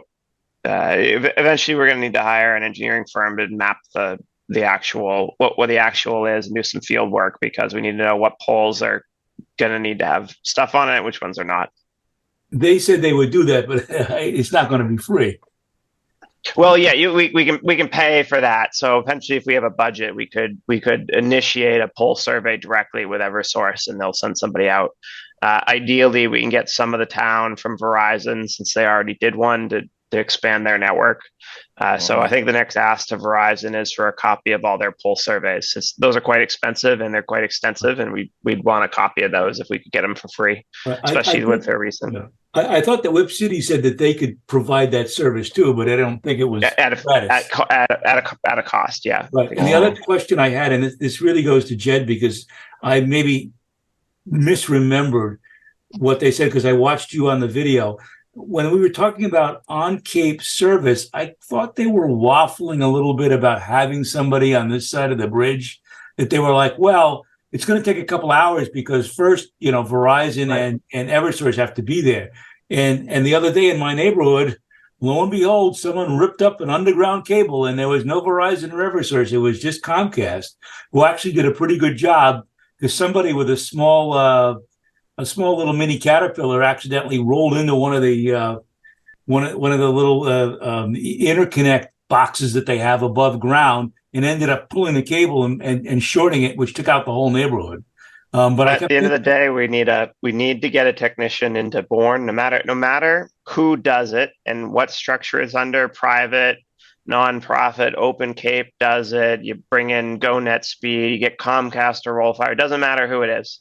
We got to get a tech into town. Right. So we got to have the budget for that. Right. I didn't have the impression that they were willing to commit to that. Did you guys get that impression? Well, here, what they said is that for emergencies, they're 2 hours out. Okay. And they said that 2 hours is a better response time than Verizon. Okay. And then they said for ongoing maintenance, they'd have somebody come down on a regular basis. So they could leave at, say, 8 a.m. They're on the Cape by 10, and they can do all the house calls from 10 to 4 and be back by 6. I think that's reasonable. Mm-hmm. I just wanted to clarify. That's all, because we ideally wanted to have someone on this side of the bridge, and I kind of felt like they were saying, well, we're not sure. And I thought they indicated, didn't come right out and say that, well, if there's a conglomerate of several towns, oh yeah, then we would do that. There was a question of how many customers. Yeah, that's right. But I mean, the only way they don't, the bridge would have to be closed for them not to be able to get here in the same kind of response time as the rest of the utilities. Okay. It's enough to get started for Yeah, sure. It's exactly, good enough to exactly. get started. It's not a barrier to kicking it off for sure. Because Open Cape has gotten away with it. But you know, at some point we're gonna have to wrangle a way to probably put someone right on the Bourne Falmouth border, and you know, who knows who is technically their employer, but it's something we're probably gonna have to work out with Falmouth into everyone's plans. Where to put Don't somebody. forget that Mashpee is in the is going to be in the loop here too, because you know, Mashpee's got that $9 million system going in for the Mashpee Wampanoag. So they're going to have somebody here too. So again, when you've got a cluster of people, there's nothing to say that it can't be an independent contractor who goes does by the job for the individual, either the network operators or maybe the ISPs. Yeah, it's like we almost need to plan into the budget that we're going to have to put a house on a piece of land right where we want the people to be, so that they're always there. And we might have to we might have to suggest but I guess for the why do you know, if it's only for emergencies, right? Well, so the problem when there's emergency, then you can't get there. So like you're going to have roads down and things on the highway to the bridge. It's just for emergency response. And installs installs you schedule, right? And this is what Open Cape does. They schedule the installs, they hire a third party, they do the install. So emergencies, you're going to want to probably plan into the firehouse build a couple extra bunks for the temporary on Cape personnel like that would just be for emergency response. All I can say is that when we had this outage in my neighborhood, it's amazing how many people I met out in the street within a half an hour of it happening. People wandering around like, what happened to my internet? What happened to my TV? What happened to my phone? Who's out there? It was like everybody knew in a real quick time. So in 2 hours, I mean, admittedly, the chances of fiber failing are low, very, very low. I just think that ideally, having someone on the Cape, if there's enough business to support it, is the best thing to do, just to get a body there and get the problem assessed. Because they never know. They might have to, because he said, for instance, they would be keeping all the actual physical repair fiber possibly off Cape. So let's say they get there and they go, Al, we need 500 feet of so-and-so and we need a splice kit and it's not here. Well, it'd be nice if someone could assess that first and get the person coming over the bridge right away than having to wait for a 2-hour delay to just assess the issue. Having material on the Cape is easy. Having somebody working full-time waiting for an emergency is not. Right, but he did say that for the moment that he was talking about all of his areas outside of the Cape where they keep stuff stored. Right, but we can solve that problem. If you think so. So when I was in the big thing in the back of my mind was like when the hurricane ripped through Florida and it took out a whole region, there was a shortage of the technicians that know how to touch this stuff. Took weeks upon weeks upon weeks upon weeks, months in some locations. So it's we can get by with off Cape people coming to do it.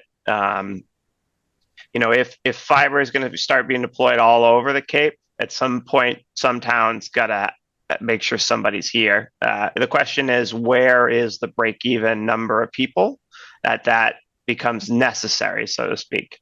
And it's not going to be for 5,000 customers. Is it going to be for 25,000 maybe? Then. Right. But let's just say with overhead, a technician costs you, say, $125,000 a year. 25,000 customers are paying $5 a year for that person to be there. Right? That's built into the rate. Yeah, that's how you're going to have to look at it. Right. You got to build it into the rate for them to be there. Mm-hmm. Right. And the way that Whip City Fiber did it for the hill towns, the 20 towns that they planned for, was that a lot of these towns came in at the same time. So you had economies of scale there. So like, if it's just us, they'll do whatever we want, but we're going to have to pay for it. So like Jed was saying, it really doesn't make sense to house someone on Cape here for one town. But eventually, if multiple towns on the Cape do this, then we can share the resources amongst ourselves. Yeah, Hmm. I'm going to table the rest of this discussion because this is really down in the weeds, and this is frankly, if an RFP were to go out, this would be something that that would be an item that would be specified in the proposals coming back from prospective network operators, Whip City or others or whoever. So, yeah, frankly we'll see how the Falmouth MLP does it. See what they do. And, again, they're breaking ground for us. We can follow their best practices and we can change their maybe not best practices based on their experience. They're going to be ahead of us no matter how we work it. Okay. I'm going to table that for now. And the next item on the agenda is broadband queue. And there was some email traffic on that. I can't remember who sent it. And if somebody could just do a short summary of broadband queue and what they do. Right. So I was asked to find out what broadband queue is at the last meeting, and I sent the email. So broadband queue is a mobile virtual network operator, which means that they resell other company services. I'm suspecting they resell Verizon. They basically sell fixed wireless access. They've got a lot of restrictions on what they offer, and it's more expensive than Verizon. So anyway, that's the tip of the waves. They're a fixed wireless access vendor selling someone else's service.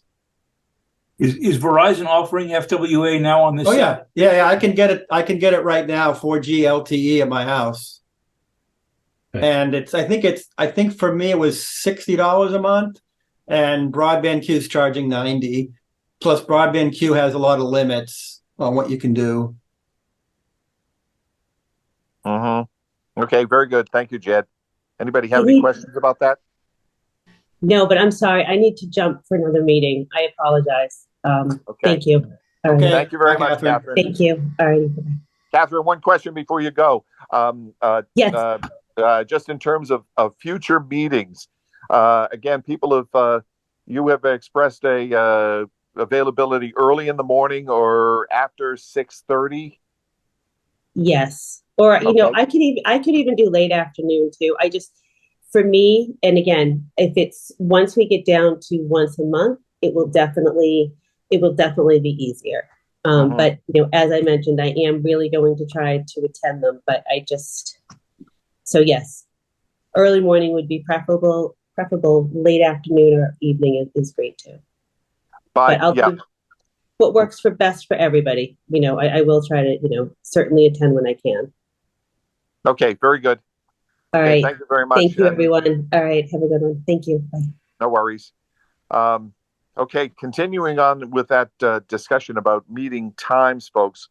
What are your preferences, Tony? You've had other things that get in the way during the day. Other people have jobs, lives, etc., that get in the way. Can I just hear some opinions about how you'd like to shift the meetings, if at all? Well, personally, I like the times we meet. And the afternoons that don't work for me very well at all. I'm usually gone somewhere by the afternoon. I personally prefer early evening, like 7 o'clock, 8 o'clock even. Right. I can do early evening or mornings. I'm a lot like Jed in that the afternoons are normally pretty booked up, and also Fridays might work better than Thursdays, but I could certainly do after 7 is not a problem at night, or even earlier in the morning is fine. Anytime up to like 11 is good for me in the morning, and certainly 7 o'clock or beyond is fine in the evening. Yeah, and I'd go to 8. I think Catherine mentioned 8 a.m. I mean, if that works for people, I'd go to 8 a.m. I can do that. I can do that. Yeah, I've got physical therapy, but I could move that around somewhat. I think I've got some flexibility there. Okay. I still want to put in my pitch for having it no later than Thursday morning, because if I want to get it into the enterprise, I got to get it there by noonish or very shortly thereafter. Okay. I'm flexible a day a week. It's just mornings are better. Why don't we try next week at 8 a.m. Anne Marie, is that conducive for your schedule? Yes, it is. Okay. Okay, well, we're going to try it at 0800 next week and see how it works. Is that okay with everybody? Oh, Yeah, although sure. I might have a conflict. I have something scheduled between 8 and 9, so I can try to make that. I have to see what's going on. I got contracts coming in. We'll still be going at 9. Okay. I'm just not sure I've got that, and Safe I've got bet. something in the afternoon, but I'll see. Safe bet. Any speculation as to when we might possibly be able to scoot to every 2 weeks instead? Yeah, I mean, I think we could do every other week at this point. I don't know how everybody else feels. I think after the challenge. The only time critical again is the area challenge comments, until we see that come out, I would prefer meeting every week, so that we can jump on comments, jump on outreach to other parties to get them to bitch about it, presuming we're going to have some objections, we can perhaps dial back on the amount of items on the agenda, because a lot of this stuff is repeating. Right. Yes. Again, just looking, we're going to put together the next agenda for next week, and I can see, 4 or 5 of the items dropping off completely here. So it's going to be a shorter agenda. Right. We're making progress. Right. Yeah. Any chance for maybe next Wednesday rather than Thursday? Because I see I've got a contractor scheduled between 8 and 9 a.m. next Thursday morning. I am totally unavailable Monday and Wednesday mornings until after Thanksgiving. Okay, well then I may have to miss it. It depends on what time the contractor shows up. He'll be late. Okay. Yeah. The guy's actually he's got to do my irrigation system shutdown. So This is Cape Cod, right? Jed telling it like it is. Yeah. Later, no show at all. Yeah, right. Exactly. Yeah, really. I've lived here long enough. Okay, well, we're going to keep it at Thursday at 0800, Okay. and we will go forward from there. Okay. With that, we've completed the agenda items for today, and if we could quickly go down and just decide what we want to keep on the agenda. Jed, are you all set to do your parsing on what we've got here? I'm sure you've got your draft already started. Yep. Okay, give me a second here. Oh, you got the Zoom meeting ID and everything on there already. Bravo. Right. So 10:26, 8 a.m. Yeah. Right. Yeah. Review the minutes of today. Right. Right. Okay. And then do we want to do the review of what's going on A and B here? I would leave those on, and if there's nothing, just say nothing to report. That's easy enough to do. Yeah. What about this one?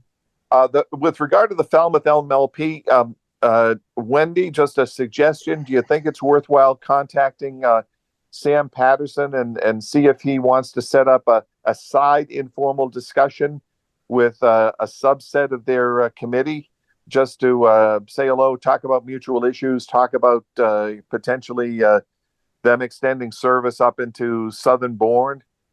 Is that worthwhile doing? Well, he's already indicated to me that they've sort of talked about that because the geography involved makes good sense, and I think he's generally open to it. I think if I go to that meeting, I could ask him to put it on the agenda for future discussion. I think we'd want to do it as a side meeting, not as a public meeting. Ex officio, Exactly. huh? Okay. Just a subset of the committees.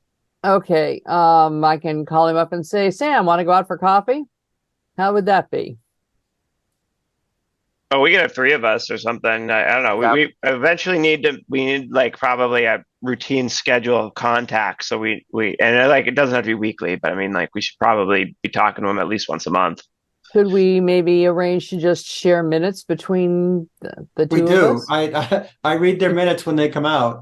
Okay. Can you send me a link where their minutes are posted? Because I'll Yes. add that to Yeah, my to-do to keep an eye on. I'll send the link to everybody after the meeting, after this That'd be call. great. That'd Okay. be great. Yeah. So in terms of having more formal contact, do we have anything in particular to bring up at such a meeting? Yeah, Or I don't think we do at this point because they're No. off. They've got a couple of particular things they got to do for their town, and I don't Yes. think we can Yeah. help with them. So if we had a Although- call, I think it would just be an introduction, introducing each other, and that's about it. I don't think there's anything else to talk about at this point. Right. That And might we be a may- nice quick 10-minute call. Just, hey, this is who we are. This is what you're doing. Let's chat when we gotta get brass tacks, on paper. Let's Just meet and greet so that they see names and see faces attached to the names. That Okay, helps. I'll give him a call and see what I can put together for you. Okay. Yeah, but I think the Yeah. important thing is we want it to be a committee subset and not a public meeting. yeah, Yes. agreed. Right. Very good. All right, Okay. so we'll leave that on the agenda. So D and E seem to be the same thing, right? Do we want to I would eliminate D altogether, and for what is now E, I would say maybe just digital equity, charrette, November 13th - preparation. I Got it. think So I have one question with the charrette. They Is it- renamed that to workshop for what it's Oh, worth. good. 'Cause who the Are hell they knows still what doing a full charrette means? plan, or because the charrette Yes. was the shorter version? Okay, No. never mind. No further info needed. Just They're doing the full plan. The charrette, in other words, they're doing both. cool. And preparation has another A in it. Yeah, I got that. Wasn't invited to the party, so I didn't bother going. Yeah, it's all laid out on that website. They have all the dates in there and what they're going to produce. I'm so wildly overcommitted. They can come find me if Right. they want. So is my this, attention. do we have anything else on this one here, Bob, besides Verizon? What I would Oh, do is yes. I would eliminate Open Cape, and then eliminate and then I just say after EverSource, comma, including poll data, question mark, or including poll data. That's what we really want from them. Yeah. We need their poll data now because we've already asked about the other stuff. I also, as part of adding to next week's agenda, we should add T-Mobile to the list of reaching out. Their head lobbyist was retiring the other week, and the state didn't know who our contact was supposed to be. So I took the liberty of just emailing them and say, forward me to your person for Mass. And they gave us the head of state government affairs email So you on wanna their way put out that- the door. You want to put that next to Verizon and EverSource, or Maybe another bullet, because eventually we're going to want to ask about the fixed wireless to T-Mobile. So it's a separate action item? Yeah. Well, I was going to just say, keep that as a general comment there. Leave it in E is fine. Information request to Verizon, EverSource, T-Mobile, including poll data as appropriate. right? All you have to do is just move T-Mobile over a Let's couple move of states. T-Mobile over in front of EverSource, or next to EverSource.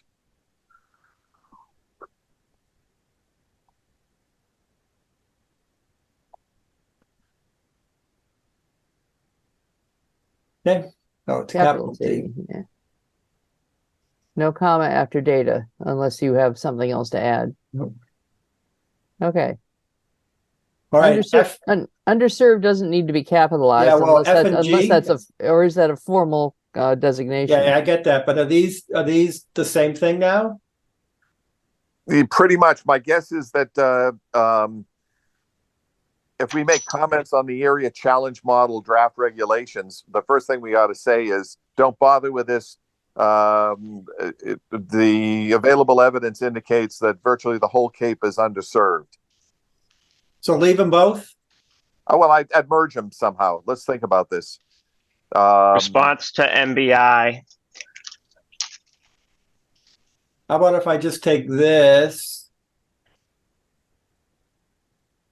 just stick it here,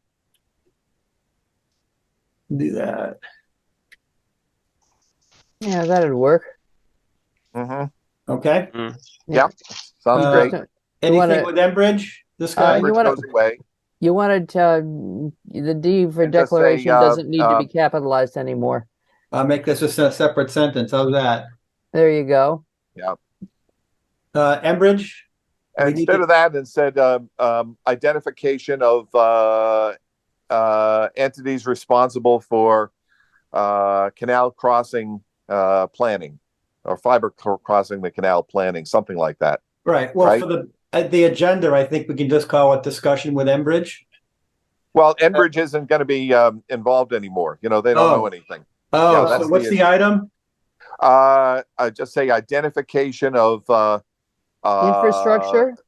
of entity responsible for planning fiber crossings of the canal. Or you can put just point of contact for New Bridge construction fiber related infrastructure. Excellent. Yeah. New bridge, fiber, construction. Yeah, that'll work. Or even infrastructure, because they may not want to think about Yeah, actually infrastructure. building it. Fiber, yeah. Infrastructure, yeah.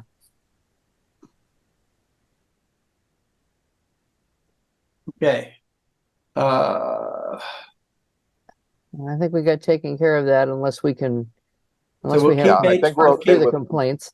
We'll keep H&I until after you talk to the town, Bob. Yeah, exactly. Whip City, do we need to talk about them next week? I don't think so. All right. No.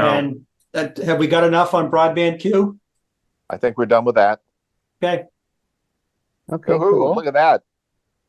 Awesome. We just Yeah, knocked, Making progress. Jeez. Yeah, We're knocking the list down. we're so We're freaking done- awesome. Done Okay. before Anything else? 11. Anything we have to add? I don't see anything right now. Okay. Hit the save button. All right. I'll send this out after the Wait, call. wait, And I'm do you also going to want- send out the wait, link to the don't you want to put- agenda. Do we have, oh yeah, you have the next meeting time that's up above. Never mind. Go ahead. Okay. We good? Cool. Looks good to Wendy, me. in terms of the summary that you're going to send off to Callie, if the two things I think that really need emphasis is the if you want to get, when's the Council on Aging? Oh, that's November 1st, so there's some time here. Mhm. Just point out that we're working to prepare for this the digital equity workshop on November 13th. And also that we're preparing comments on the draft area challenge rules. Which I will have to define again, but I can do that. Yeah. It would be great if they could, I think, if they could publish the poster for the workshop. Yeah, I would like that too. Yeah, we're 3 weeks ahead of that right now, so that's a little far in advance. Usually, No, it's not. 'Cause Why not publish it every week? There you go. That's a great idea. Okay. Yeah. There's something I was going to say here. Is there any place for when I asked Mr. Baldino, yes or no, said, are you going to stick with the federal rules for challenge or not? And he said yes. And I said, that's a yes. And he said yes. So there we are. I don't know whether, that doesn't have the force of law, but that's at least what Well, he the told rules me. allow the state to do whatever they want. So that's So a lawyer's yes. Yeah, I should have known that. Okay. He's not lying. He's not lying based That's on the true. law. Yeah. Did he pause for 3 seconds before he answered you? Not really, no. He's very good at his job. He's good. Yeah, he's very smooth. All right. Okay. So can you send me a copy of this right now and I'll attach it to the minutes, or does this go separately? What's that? Does this public meeting notice get attached to the minutes, or do you send it separately? The notice for that website, I guess we could take the poster and put it with the minutes. No, that's not what I mean. I mean this, our agenda right here. Yeah, I'm going to send it to Maria to be posted. You're going to send that. Okay, Yes. fine. Yep. All right. That was my question is, do you want me to send that or do you send it? No, I got it. I'll send it to Maria and I'll copy everybody. Okay. Hey, our agenda is getting to be relatively simple. Do we need anything to be amplified in an action tracker to go with it?